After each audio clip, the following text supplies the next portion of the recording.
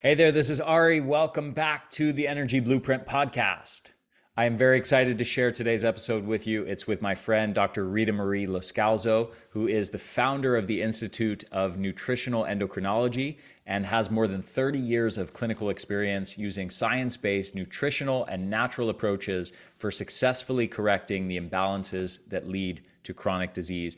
And she's one of the top natural health experts that specialize in metabolic syndrome, diabetes, and insulin resistance and blood sugar issues. So we're going to talk a lot about that the focus of this episode is going to be all around that. And this episode was a lot of fun. I really enjoyed my conversation with her, and I think you're going to get a lot of value from it. So enjoy. So welcome to the show, Dr. Loscalzo. Such a pleasure to have you.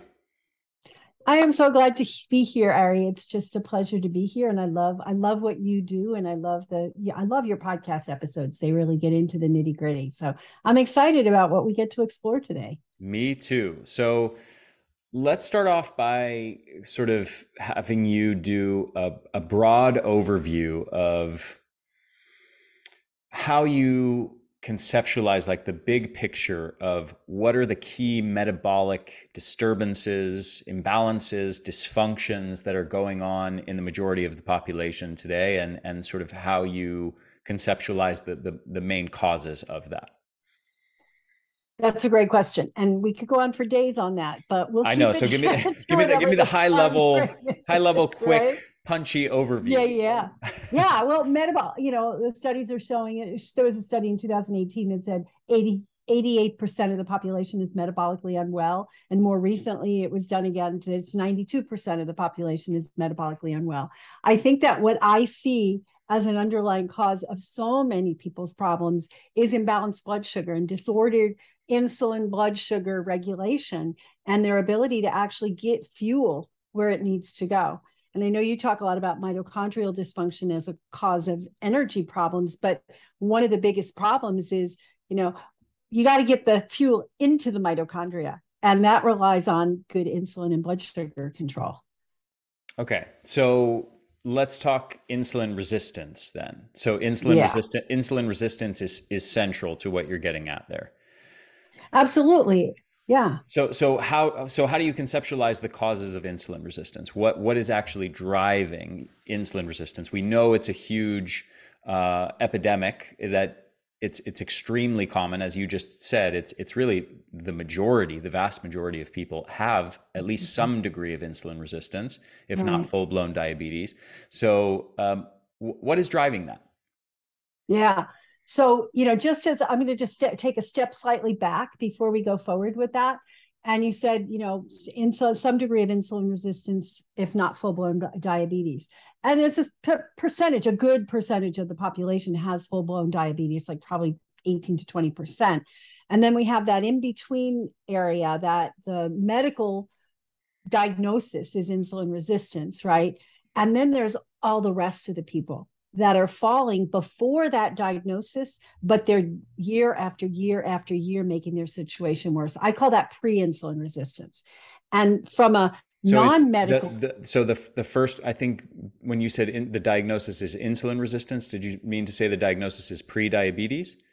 well, they say pre-diabetes, but there's an ICD-9 code for insulin resistance. Oh, So it's okay. basically, Gotcha. they're told you're pre-diabetic, but Uh-huh. technically it's your insulin resistance. And, hemoglobin A1C above 5.6 and, fasting blood sugar above 110 on 3 consecutive occasions. And there's like a way that you're supposed to diagnose it.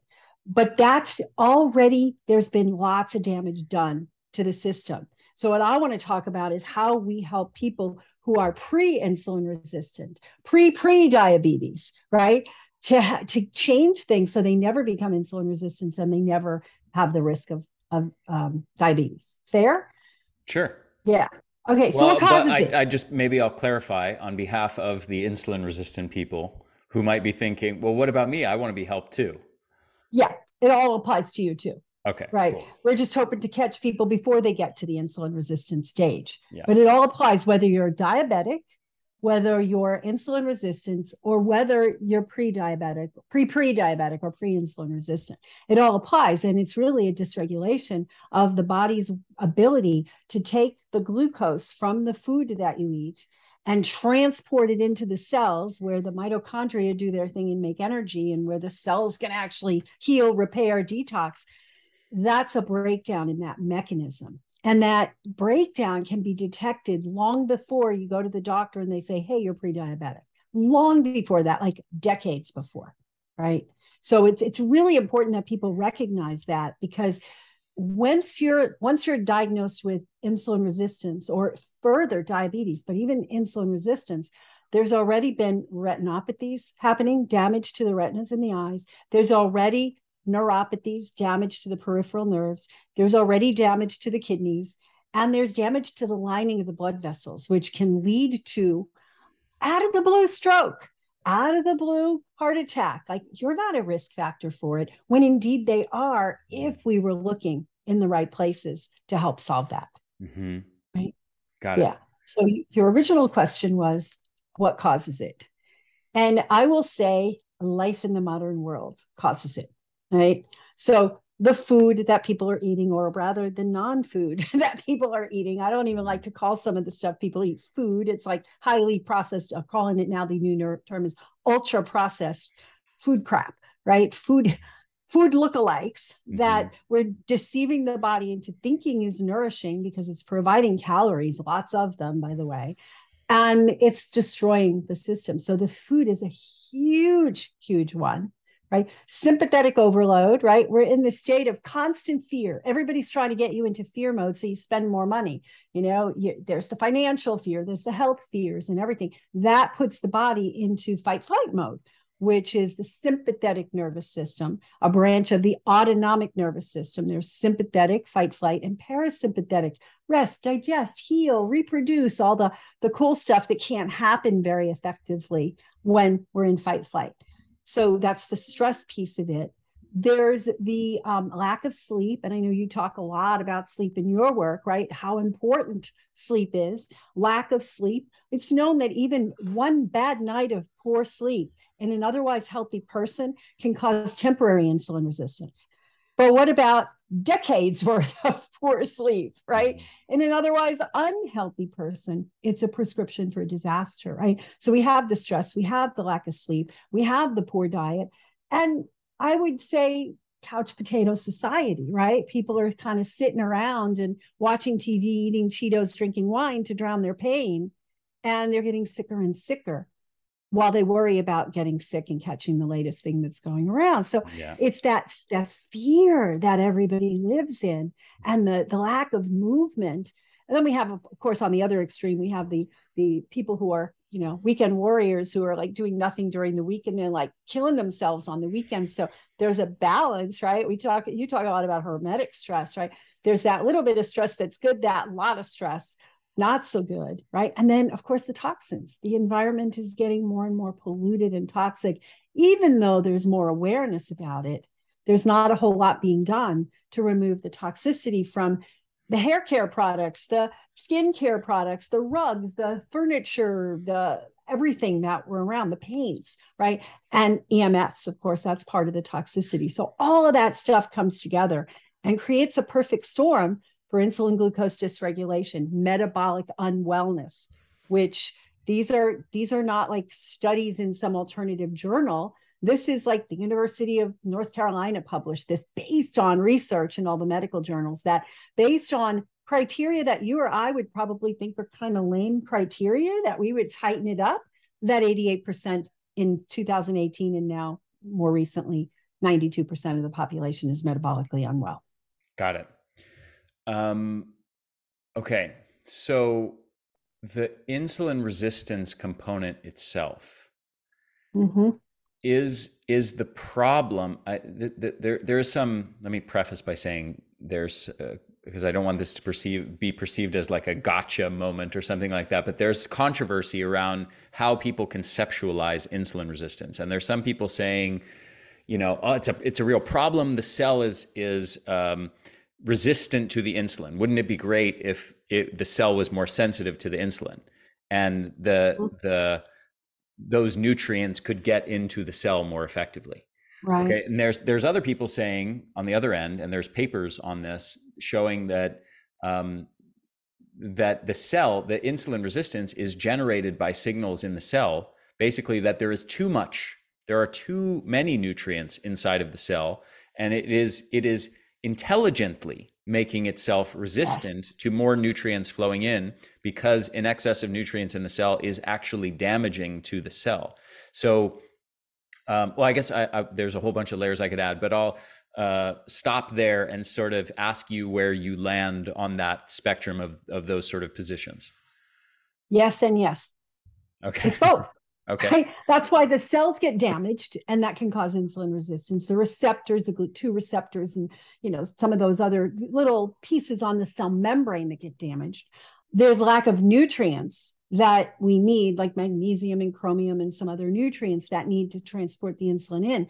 But part of it is that these cells, I always tell people, it's like the cells are going like this. No more, because the damage that the extra, and when you say nutrients, it's mostly glucose that we're talking here, right? So somebody's been on a high glucose diet, a high starch diet, converting into glucose, and we're getting all of this sugar into the cells. And we have glycation that happens, so stiffening of the cells, breakdown of the cells, and they put up their hands and go, no, enough's enough. The issue with that, and just to throw a little bit into the mix, is that what they found is that the cells that line the blood vessels, the endothelial linings, they don't become insulin resistant for some reason, right? They're like, oh, we need those nutrients. And then they get glycated, they get stiff, they can't do their function because they get damaged by the excess insulin. So I think both are really the issue. I don't think there's an argument one way or the other. I think it's both. Okay. There is also another aspect of this, which I think is the fatty acids component to it, and I think is generally neglected. I think the toxicity of excess blood sugar, of high blood sugar levels, both in the blood and excess blood sugar in the cell itself, and with glycation, as you just said, I think is pretty well appreciated. There's a lot of literature on it. There's a lot of awareness on it. I think fewer people are aware of the elevations in free fatty acids, which are also toxic to the cell in the diabetic person and also contribute to the insulin resistance. I was just listening to a podcast with Inigo San Milan, who's an exercise physiologist that I'd like to have on the show, who's doing some really interesting work around mitochondria. And he studies diabetics and he studies high-level athletes. And what's really interesting is the way he talks about the contrast between the two. So in a way, he basically says that their cells, their muscles, and their overall metabolisms are essentially opposite ends of the spectrum. And and we can look at athletes, high-level athletes, especially endurance athletes, as an example of what healthy metabolic function, healthy muscle function, and healthy mitochondrial function in particular should look like. And one of the things that stands out, there's many differences, but one of the big things is there's 3 to 4 times as many mitochondria in the muscles of an athlete compared to a diabetic. Literally 300 to 400% more mitochondria in there. A lot more. And the fat burning and sugar burning capacity of them is far greater. Now, so like the engine and how much fuel it can consume is far greater. So if you think about that and sort of this issue of the excess building up in the blood, right? If you've got a bigger engine that's guzzling a lot more fuel, you're much less likely to build up a chronic excess. There's one other interesting thing that he said. It's called the athlete paradox. And what they find is that when they examine the muscle cells of diabetics, and they examine the muscle cells of athletes, and they examine sort of normal people who are not high-level athletes, they find that there's what are called intramyocellular lipid accumulation, basically big globs of fat that accumulate next in the cells next to the mitochondria in diabetics that are not present in healthy, normal people who are not high-level athletes. But then when you look at high-level athletes, they also have the presence of these big globs of fat next to their mitochondria. Interesting. But what's interesting about this is you can look at a snapshot in time, but it doesn't tell the full story. So the full story is that the flux, the energy flowing in and out, is very different. So the high-level athlete has, as an adaptation to the need for so much fuel to power all the activity, their body has built up stores of that and builds them up, sort of almost on a daily basis, essentially goes from depleting them to rebuilding them on a daily basis in preparation for the next bout of activity. Again, as an adaptation for better fuel burning during exercise. The diabetic has similar looking big blobs of fat next to their, and the overweight person has similar blobs of fat next to their mitochondria and their muscle cells, but it's static. And the blobs of fat are just sitting there, not being burned, just sitting there, and then producing all these inflammatory molecules and ceramides and all these things that are disrupting mitochondrial function and damaging overall metabolic function. So anyway, it's just wanted to add those kind of like pieces to this story, because I was excited to kind of learn that piece of the story. I didn't know that this whole thing about the athlete paradox, but I think it ties in nicely. That's really interesting. I have to look into that more. Yeah. It's interesting because we know that trained muscle picks up the insulin much better. That's what it's doing. It needs to grab all that fuel to put it in there. So we know that, and that's part of, becoming metabolically healthy is creating muscle cells that can, grab on and allow the insulin to do its job. Right. So, I think it's important. And I think, that fatty acid thing, most of the time, a fatty acid buildup is going to happen when there's caloric excess, right? Because that's what happens. We take the calories, we can't get them in as glucose, and we create that. And sometimes that happens in folks who are not really overweight. They're just insulin resistant, because what's going to happen to that sugar? It's in the blood. We've got to store it, and there's just so much you can store as glycogen, and then it gets converted into free fatty acids and stored as fat. So, I don't know that there's any one answer to how this is. And the more we study it, the more we see the biochemistry, and we see it. But I think, my bottom line is people are eating garbage, right? They're eating too much processed fat. Not that fat is bad, but too much processed fat, highly heated, oxidized, trans fats, etc. They're eating too much sugar, too much starch, too many empty calories, and they're eating too much and not exercising enough. And so all of this stuff comes together as a perfect storm for insulin resistance. Yeah. So you mentioned caloric excess there, and that already clues me into some of your thinking and where you stand on some of the hotly debated issues of the dietary cults in the last few decades. So there are some people who have, this is a bit of a chicken and an egg thing. Okay. So there are some people who have made the argument that sort of insulin resistance is generated by insulin itself. Like you consume carbs, you have spikes of insulin, and this is the primary cause of insulin resistance. And there are other people who argue that kind of along the lines of what we were talking about a few minutes ago, that insulin resistance actually is an intelligent adaptation that results from chronic energy excess, chronic caloric excess, and the accumulation of excess body fat and leaky fat cells, resulting in this chronic energy surplus in the bloodstream, and cells are trying to protect themselves from it. So, and the first camp also of the people who say it's all about carbs and insulin spikes that are driving diabetes, which is actually a surprisingly common belief among the general population. Generally, the dietary sort of authors, the dietary gurus that argue for that are also tend to argue that calories are not important, and that it's only insulin levels and carbs that matter. And so if you lower your carbohydrate levels and sort of eat a low carb or a keto diet, then you're lowering insulin levels, and that's the primary thing that's regulating body fat mass rather than calories. What's your take on that landscape? It depends. Right. So we are all a little bit different metabolically, and some people tolerate certain things. And there's genetics. I did another episode where we talked about the fat FTO genes and some of that stuff, where it affects how the body handles fats.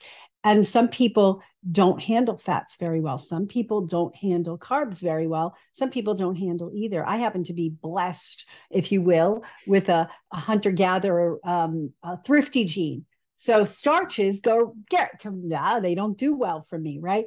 And then I also have this FTO gene where I don't handle too much fat. So you have to find that sweet spot in the middle, which works for the individual. I believe there is no one size fits all when it comes to diet, when it comes to lifestyle, when it comes to things. I believe that there are certain things that everybody's going to do poorly with, right? All the ultra processed foods, although there's some people living to be 100. Smoking, drinking, and being on ultra processed foods. So, but the genes play in there. So we have to look at genes. We have to look at the diet. We have to look at the stress levels.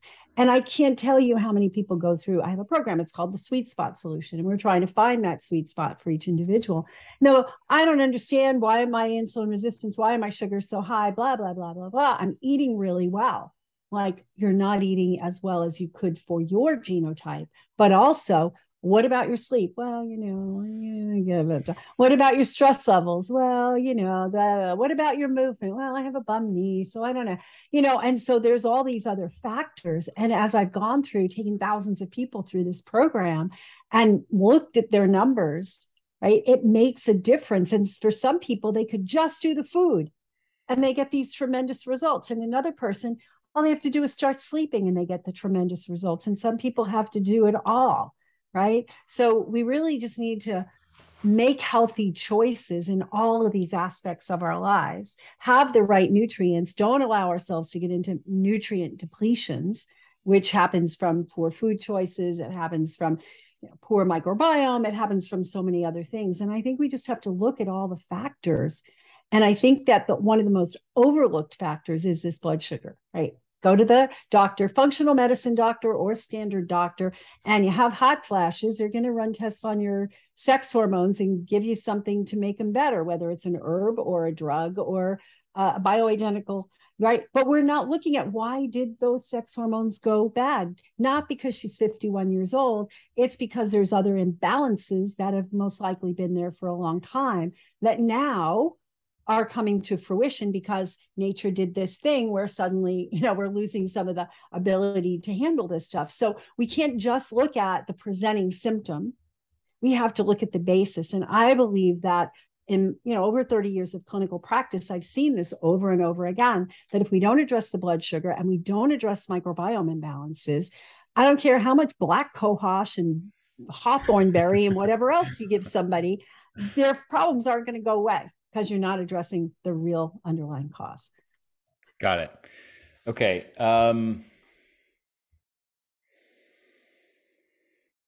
So how would somebody know that they have blood sugar issues and insulin resistance? What are some of the signs and symptoms of that? Yeah, here's some of the sad part is some of the signs and symptoms are the common things that we see most people have, right? So excess belly fat, because that's where it gets stored when we're in that mode, right? We get brown adipose around the belly, right? So we get the belly fat. We have brain fog because what's happening, we're not getting all this sugar and fuel that we're eating into the actual cells. We have exhaustion, right? Fuel is not getting into the cells to fuel them. Some people, it shows up as things like skin rashes and gut issues and other things like that. Other hormones go out of balance. So thyroid issues are commonly associated with blood sugar issues. And it's almost like epidemic, the number of people who have thyroid issues these days, right? But we have to look backwards and not just say, here's your T4, go ahead, have a good life. We have to look at that and say, what's causing that? And I have seen literally people who got their blood sugar under control and within 4 months went off of thyroid medication that they'd been on for 40, 50 years, Wow. Been diagnosed with Hashimoto's, and with the blessing of their doctor who said, you don't need this anymore, lost all the weight, created this healthy body in 4 months because her little linchpin cause was this blood sugar that never got addressed. Wow. Okay. So what are some of the key things that someone can do to address those blood sugar issues? How do you sort of conceptualize the key root causes there that need to be addressed to fix that problem? Absolutely good. But here's the thing. We want them to learn to test. The doctors aren't going to say, let's test your blood sugar to see if you have pre-insulin resistance, right? They're going to do the fasting blood sugar once a year on the annual and say, your blood sugar is now 110. You're creeping up. I think you're pre-diabetic. What should we do? And this was the person I just mentioned to you that happened to her. And she was 65 years old and she went in for her. And they said, your blood sugar is like 112 or something. And she said, and she said, what does that mean? He said, you're pre-diabetic. Ears perked up because she had family members who were diabetic. And she goes, well, how do I prevent from becoming diabetic? He said, you can lose weight and come back in 6 months. And if you're diabetic, we'll put you on medication. Fortunately, she thought that was a really dumb idea. Mm-hmm. And she found me and, we worked through my program.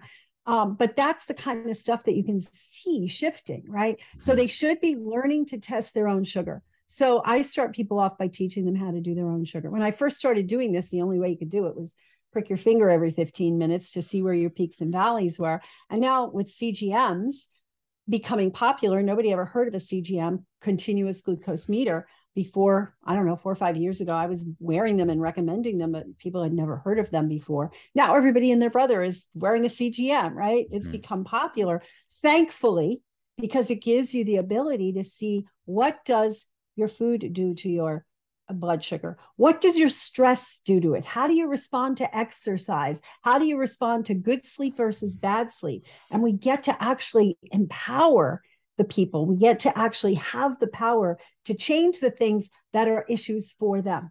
Because I could say to you, Ari, go ahead and, get off all the sugars and the starches. And you go, I'm already doing that. I'm still insulin resistant. What's going on, right? So we look at you and with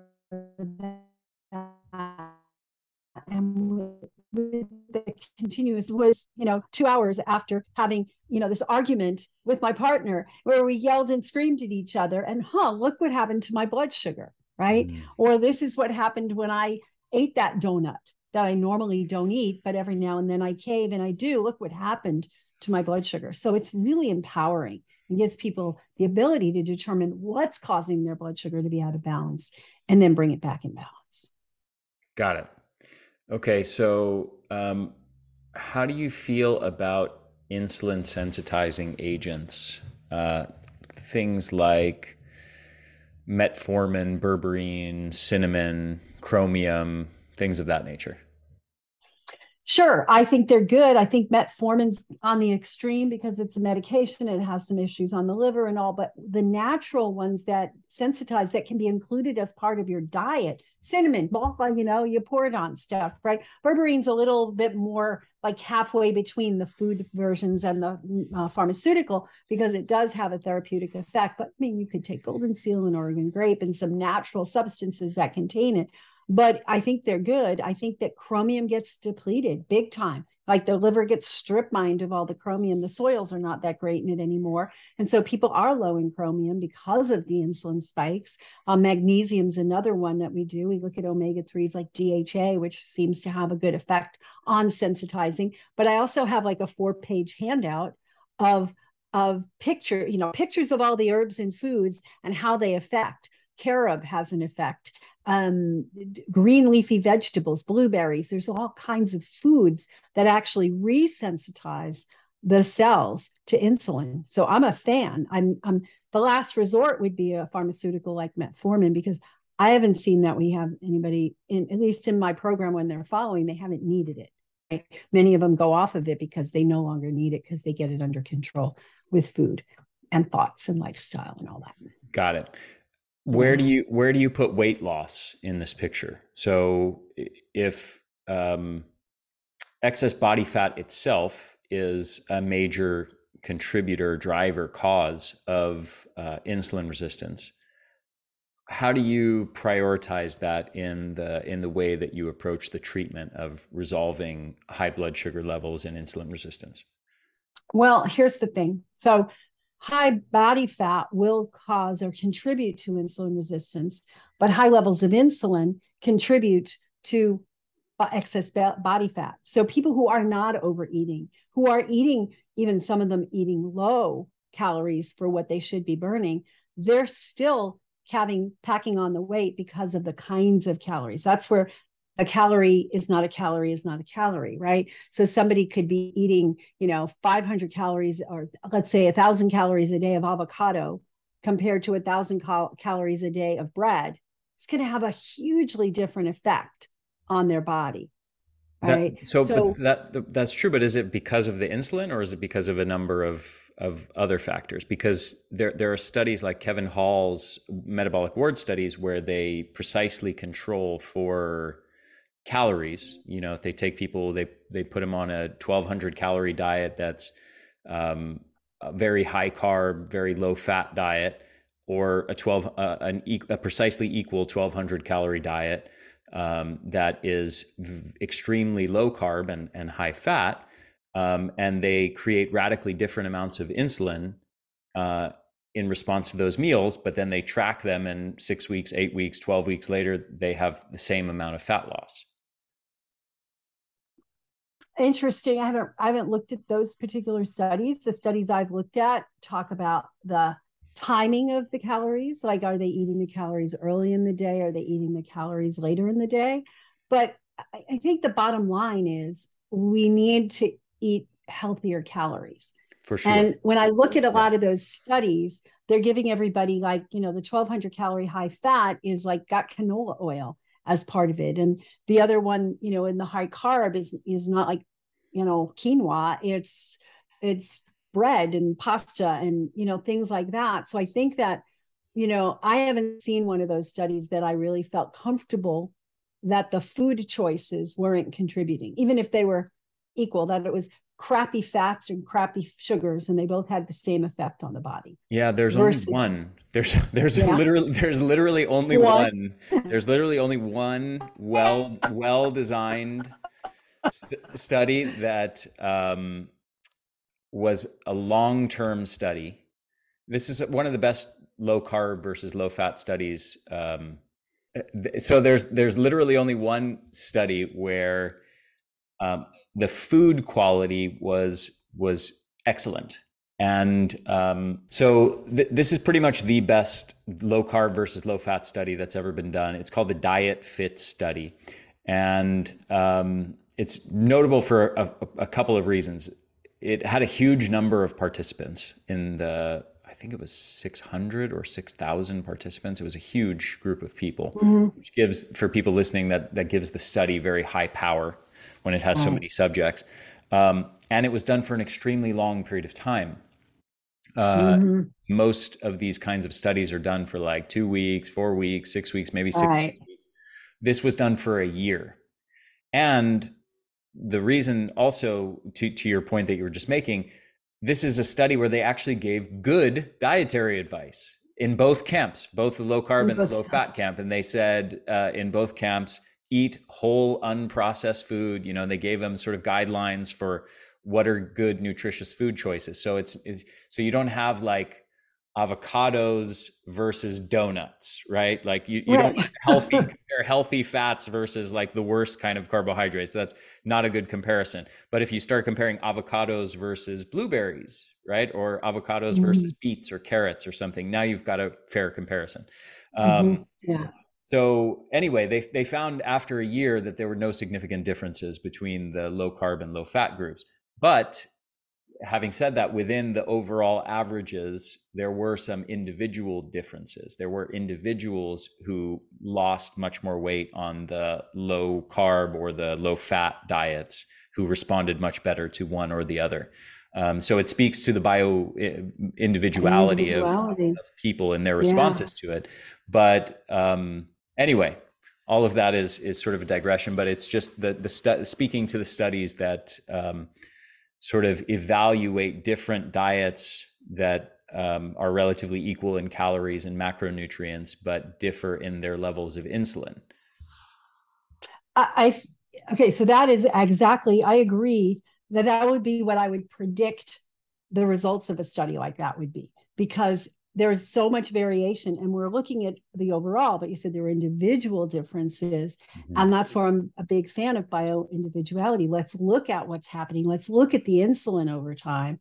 And that's a piece that's so missing in so many of the studies, but also clinical trials and everything else. So that just plays into eat whole, healthy foods, find the right balance for your body. Yes. And then go with it, right? For me, I found I do better with a moderate fat, very low carb diet, right? If I eat too much fat, I just gorge out on avocados. I can eat a lot of, but if I gorge out on nuts or seeds, then I tend to gain weight on that, even if the calories aren't that high. If I eat too many blueberries or quinoa or any of that stuff, then my blood sugars are fluctuating and I tend to gain weight on that. So you have to find it for yourself. And I believe the best way to do that is to monitor, right? You get the A1C checked, you get the insulin checked, and you do postprandial glucoses, and it makes a huge difference. And then we adjust the parameters based on the individual person. Yeah. I have a quick anecdote on this has actually been insightful for me, because I believe for a long time that when eating a very healthy diet of more nutritious whole foods, it's very difficult to gain weight. But I have 2 dogs, okay? And admittedly, this is a dog study, not a human or dog anecdote, but not a human one, but it's interesting nonetheless. Okay, so normally I'm very active with my dogs. I take them for a lot of walks. I run my dogs. But recently my female dog was pregnant and gave birth to puppies. And then we just went through a spaying procedure with her. And she actually went into heat right before her first heat, right before we were about to spay her. My male dog got her pregnant. My wife didn't have the heart to spay her shortly after she was pregnant. So then we went through the whole pregnancy and puppies. Anyway, it's a long story. But all of this is to say that my female dog went through periods where she wasn't eating very much. And also with post-surgery, with the spaying, she wasn't eating very much. And I had to keep her on the leash for walks. I wasn't able to take them off the leash and run them like I normally do. So my male dog was eating her food because she was leaving a lot of her food behind. And so he would go over to the food that she left behind and start eating it. And even though they eat an absolutely pristine diet, they eat food better than most humans do, far better. I believe it. Really, really high quality food. And it's actually mostly a carnivorous diet. It's mostly meat with small amounts of veggies, no significant amounts of carbs. I believe that's an appropriate diet for dogs. My male dog, with the combination of the lack of the intense running and the eating a bit more food or having access to a bit more food, he's put on probably 6 or 8 pounds, which is significant in a 45-pound dog. Yeah. That's a lot of weight. And so he's much thicker. He's got a big, like, I wouldn't say a big belly, but he put on a lot of fat compared to how lean he is normally. Anyway, it's even with, mostly meat and vegetables diet, the combination of, you remove the intense exercise, you start to eat a little bit more, and, even that will shift the scales pretty significantly. And I think it does that in humans as well. I just think that we have this perception. A lot of people have this perception. I've worked with people like this where, I'm going to go on this keto diet. It was recommended, and they're gaining weight on it. And then they look and go, oh yeah, that bulletproof coffee you're drinking in the morning is 600 calories. Right. And that's in your fasting window. Right. So yes, I'm fasting because I can have 600 calories of fat, but it still counts as fasting. Exactly. Right. So, there's just so much, there's misinformation. And of course we all want to buy what we want to buy, right? We want to be able to eat whatever we want, whenever we want, in whatever quantity we want. And then be baffled why we're not losing fat. Exactly. And why we don't feel good or why we're tired or whatever, I right? reserve the So it's right really to choice. say that I'm doing everything right and be baffled by why I'm not losing fat. Until we look at it more closely, right? And Right, you or I would exactly. look at that and go, yeah, you're not exactly doing everything right, right? Right. There's so much misinformation out there. And I would say that businesses are preying on people's desire for the quick fix. Just give me a Mhm. pill, I'll take the pill and everything will be fine. And I can continue to go to McDonald's and eat Dunkin' Donuts and everything will be fine because there's a pill for that. Mhm. The reality is there is no pill for that, Yeah. right? There's nothing that replaces doing the work. And dogs and animals in nature, they tend to just stay lean because they're moving, but they're also just eating whatever nature has provided for them. Most dogs, like you said, your dog eats better than most humans do because you don't feed them junk. And people are like, oh, give the dog a treat. And they're giving them some sort of little grainy, sweetened thing that has nothing to do with a healthy dog. Yeah. My dog doesn't get treats. My dog eats very similar to that. It's meat and vegetables, basically. That's, with a little bit of salmon oil sprinkled on top for omega-3s. And, that's what my dog eats. And she's in good shape. They will overeat if you give it to them. We don't give the dog access to that. The only people food she gets, and she could overeat these, she loves cashews. So she'll hear us, getting into the cashew jar and she's like, give me cashews. So people will, and domesticated animals will overeat and they will eat the wrong kinds of stuff. And then it changes the taste buds and it changes the whole hippocampus or hypothalamus and its ability to regulate appetite. Right. And to that point, um, and to the points you were making earlier, what makes us way more likely to overeat to the point of actually creating a chronic energy surplus and putting on excess body fat it has to do massively with the quality of the food. Because if we eat 1,000 calories of avocados and blueberries and lettuce and carrots and fish and chicken and things of that nature, or if we eat 1,000 calories of donuts and cookies and cakes and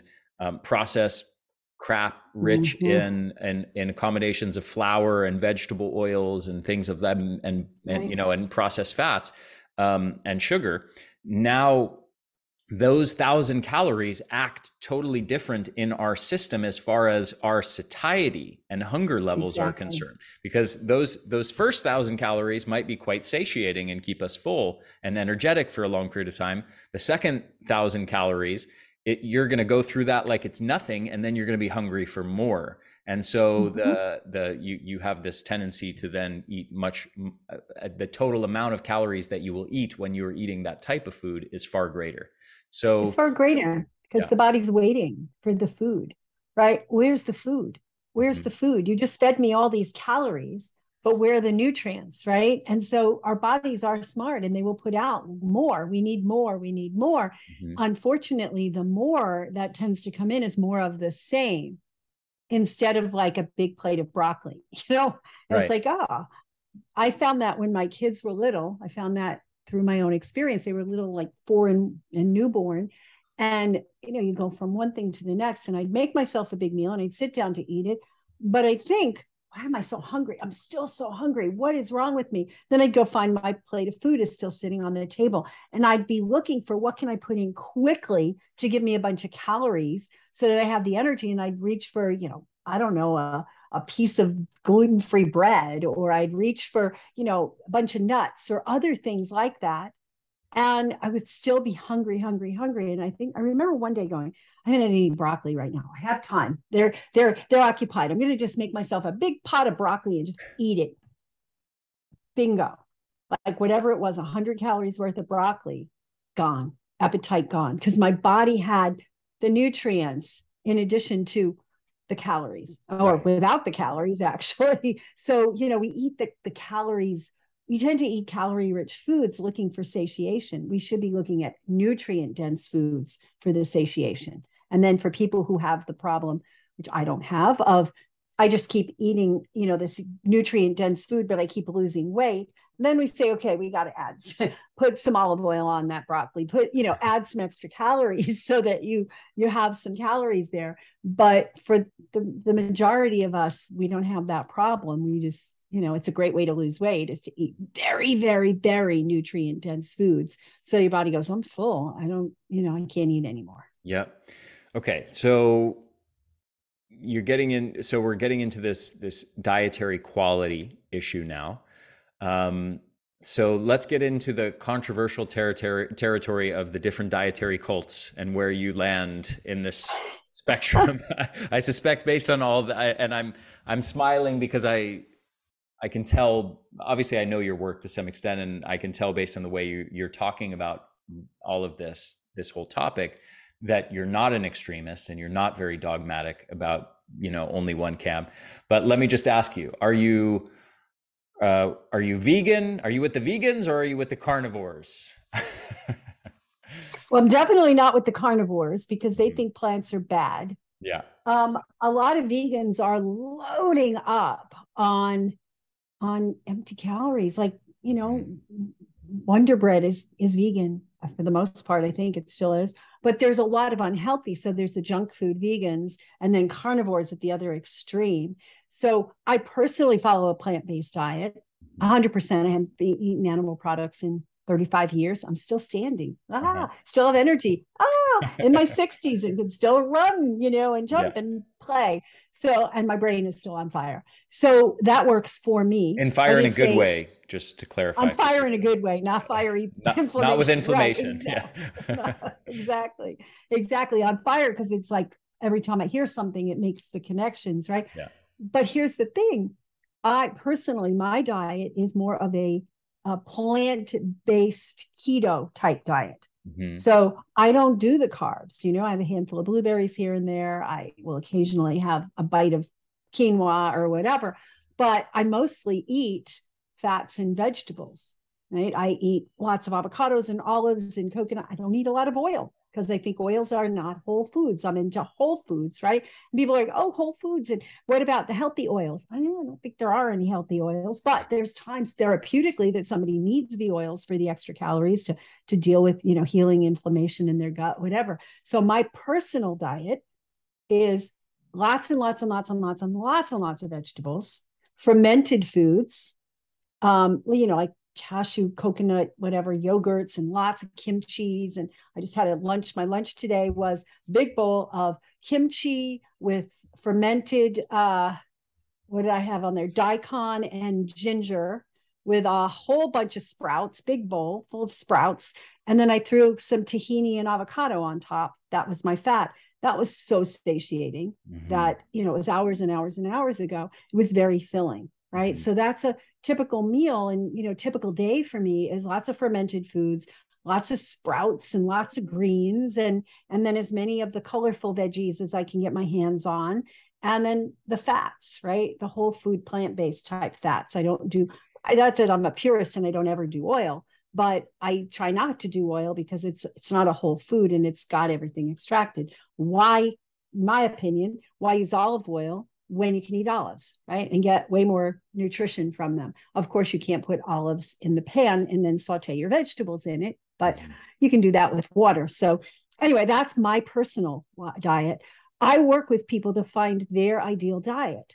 So I call it the food religions, right? Which of the food religions do you need to follow to some extent? I think that people are really, they're scared of food. Right? They hear this doctor talk about no lectins and this other doctor talk about no oxalates. And then this other one talk about low sulfates and these other people. And they go, what's left? Let's just eat meat.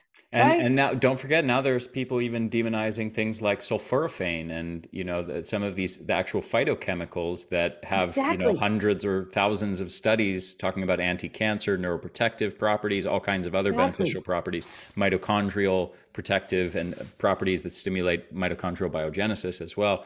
And you've even got people out there demonizing those compounds too from plants. Yeah. There are people going to demonize everything, right? And fiber. Yeah. What's like, we don't need fiber. That's the carnivore Right. style. Is We're in a no, we're you in a don't need weird carb. we're in a weird era, right? Of what's being demonized at this moment in time, Right. and I think a lot of people don't have the historical context to realize that these are fads that come and go, and that there is a marketing Oh. there's the incentives from a marketing and business perspective are always incentivizing a person to take a novel perspective, to come up with some Mm-hmm. new thing. Everybody's got it Newfangled wrong. All diet. the other the vegans, the low carb people, the keto people, the paleo people. No, everybody got it wrong. Really, it's this other way of doing it. And lectins, tomatoes and lentils are the things that are killing everybody. No, it's broccoli and curcumin that's killing everybody. And you got to get rid of Right. all those plants. And the kale, the lettuce is out to get you, right? Oh yeah, And people are eating T-shirts with demonizing kale on their right, T-shirts. I saw right, that on right, a right. YouTube video. I'm like, Yeah, I mean, okay, there was nothing. It's circa 2016, 17, 18. There was nothing left for anybody to demonize. All the other food categories had been taken except for vegetables. Vegetables was the one thing that one everybody thing could that agree everybody on. kind of agreed on, Whether right? you were an omnivore and you eat 8 tons of meat or you were hardcore vegan, everybody could agree that vegetables were healthy. There's the one thing that everybody agreed upon. Yep. Now But we're no in an era more. where everybody's afraid of, or lots of people have been taught to fear vegetables. Yep. Mhm. Yep. I never used to have to. I'd teach and I would say, and eat this way and try this and try that. And I have to now, before the questions come up, say, oh, and if you're sensitive to oxalates, you can eat these vegetables instead of these. But by the way, if you're sensitive to oxalates, it doesn't mean that they're a bad food. It means that your gut is messed up and you've got to fix the problem in your body so that you can handle all these things. Yeah. Right. So I teach people like these are religions, right? What is the best religion? Is it Buddhism? Is it Christianity, Catholicism, Methodist, whatever? What is the right religion? Oh, Rita Marie, everybody knows the best religion. No, I'm just kidding. I'm waiting, right? Right? But there's, religion and food. We've done the same thing. I call it the food religions. And Mhm. you don't want to be dogmatic. There is no one size fits all diet that works for everybody. I can tell you the things that everybody should avoid. I can tell you that all the processed foods that are ultra processed and they have hydrogenated oils and they have ingredients that you can't read that don't belong. They belong in a chemistry lab, not in a food or in a kitchen. Those are things everybody should avoid, right? Things that have heavy metal contamination, things that are white, that have all the nutrients stripped away from them. All of those things, pretty much we can all mostly agree, probably not all of us agree on that they're going to hurt most people, except the people with, those genes of steel and can do anything and, they live forever. But that's not most of us. And quite frankly, I don't know about you, but I think if I took that chance and I said, oh, I'm like that guy over there, that's Russian roulette, Mhm. right? With your life. And I'm not going to play that game. I'm going to look at my family and say, there's no old people in my family. I'm going to do something different than they Yeah. did Yeah. because, my genetics are not going to play me out to live to 100 and still smoke and drink and eat crap. So Absolutely. I want to be respectful of your time. Do you have a hard cutoff right now, or can you go a bit longer? I can go a bit longer. Okay, Yeah. great. So, there's been some discussion in recent years since kind of intermittent fasting and since keto came on the scene and became very popular. There's been some discussion of male and female differences in Mm. responses to those. So, some people have said that women are less tolerant of some of the um, more strict intermittent fasting or time restricted feeding approaches, and that there's been a lot of reports. I've seen a lot of reports of people women who are on keto diets for extended periods of time, who maybe initially had great results, and then 6 months, a year into it, start to Yeah. experience lots of problems. What's been your experience with keto and intermittent fasting in sort of men versus women, or in women specifically? Yeah. So here's the thing, women throughout the lifespan have a cyclical nature to their hormones. Men generally don't, right? So we have the luteal phase, we have my brain just went dead. Follicular. We have the follicular phase, we have the luteal phase, and the body's in different hormonal states, estrogen high, estrogen low, progesterone high, low.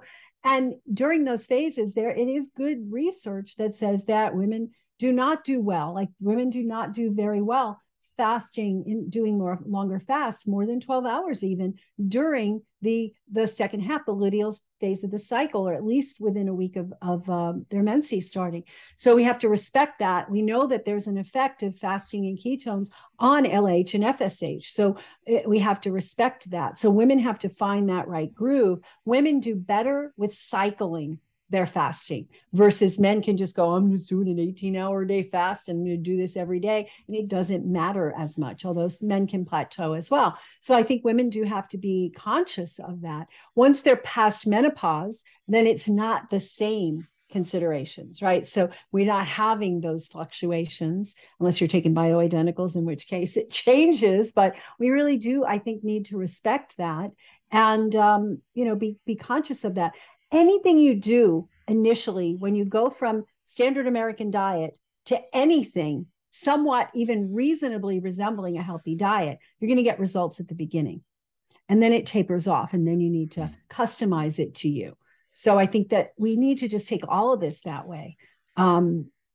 What is that right phase for you, and not get into the dogma of got to do the 18 hours. So I'm starving. I'm gaining weight now, but it's not working anymore, but I'm going to keep doing the 18 hours because that's what worked at the beginning. And we need to just take that in respect.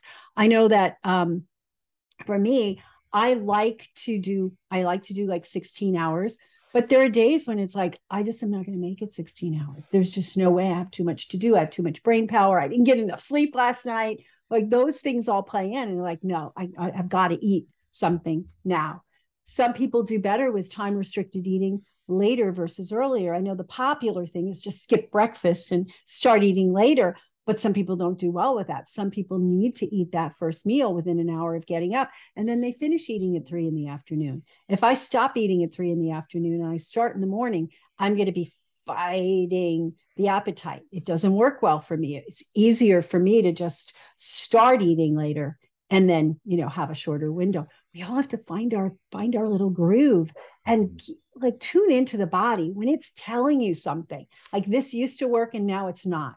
Or suddenly this broccoli is so good and I'm eating 3 pounds of it a day and now I'm getting gas when I eat it. Maybe you exceeded your body's need, maybe at the beginning. So when we first make a shift to a newer, healthier diet, you're going to see changes, right? Maybe at the beginning, you were so depleted before that 3 pounds of broccoli a day was exactly what you needed. And now 3 pounds of broccoli is too much for you. Right. So I believe that we need to tune in that the body is the experiment lab. Yeah, there's studies out there and we can look at those and we can use those as guidelines. But the ultimate is how is it affecting us here in the body and go from there. Mm-hmm. Do you have any guiding principles or thoughts on how you would recommend someone to find their optimal carb to fat ratio of their diet? So it's really play with it, right? I don't measure. I don't say, oh, I eat an 80% fat diet today and I eat a 60% fat diet. It's really a matter of how does it affect, right? So you start with something, right? You just start with, I'm going to eat a meal that has very little carb in it. And I'm going to eat protein and vegetables, right? That's going to be my meal. And then you do that and you go, let me see how the carb fits in with that. Let me see how this, and you experiment, right? And if you have a continuous glucose meter, I'm a big fan of those. If you have a continuous glucose meter or you're finger pricking, you can tell, but you can also tell by how do I feel? How's my energy? How's my brain function, right? How's my gut function? And it's really tuning in. But at first you make the changes. I always recommend people start and go slow. So if you're eating Cheerios for breakfast and sandwiches for lunch and, pasta for dinner, you don't just go and suddenly take it all away and go on vegetables and protein because it's an adjustment, but you can slowly pull the things out and add other things in and just find that groove. Mm-hmm. I teach a program, I call it the fasting while feasting. And it's based on the studies that Dr. Walter Longo did. It sounds very confusing. What? It Fasting sounds while very feasting? confusing, this program. But you get to have the benefits of fasting while you're feasting. Yeah. It's very, very straightforward. I don't know how I came up with the name of it, but I came up with the name of it as I was talking to people. I go, I don't feel like I'm fasting. I feel like I'm feasting, but I'm getting all the benefits. I'm in ketosis, etc. Yeah. So that's why we call it fasting while feasting. But basically, you're eating within those ranges that he found in his studies, but it's real food, right? You're eating real food. And I map it out. You can do 2 meals a day or 3. And most people say, I can't eat all that food because it's really nutrient dense food. And by day 4 or 5, they're in major ketosis, like 3 or 4 on their blood ketone meter. Their blood sugars have dropped dramatically, right? So, and they're losing weight. So you do this like once a month. You just do these 5 days of fasting while feasting. You get your body into this mode of fasting, and then it can get into that mode more quickly. And you can get the healing properties of fasting without having to actually fast. I love it. Okay, final question. Yes. Can you've gone into a lot of great stuff so far in this conversation. I'm wondering if you could maybe give your top 3 most important strategies for addressing insulin resistance and getting blood sugar levels under control.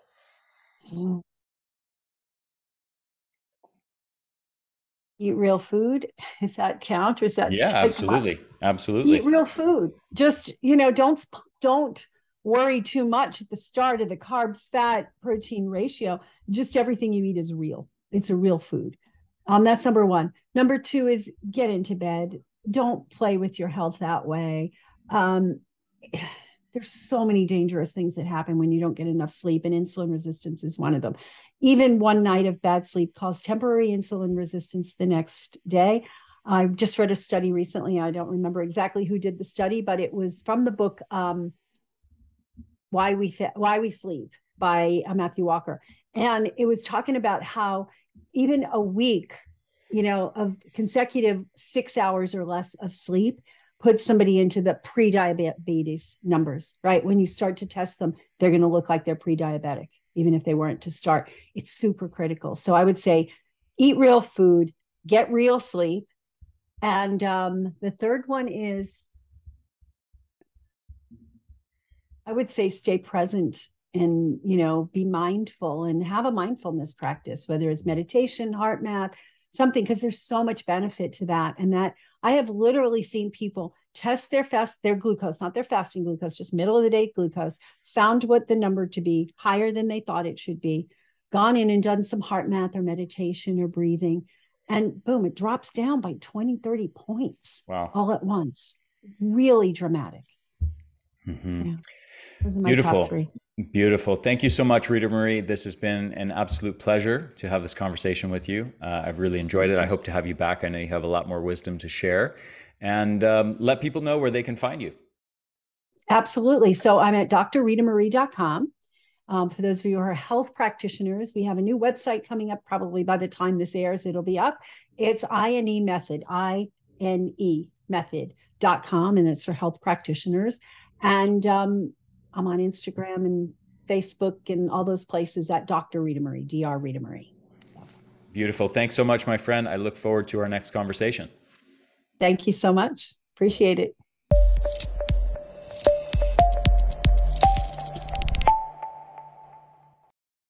Hey there, this is Ari again. Thank you so much for listening to this episode. I hope you enjoyed it.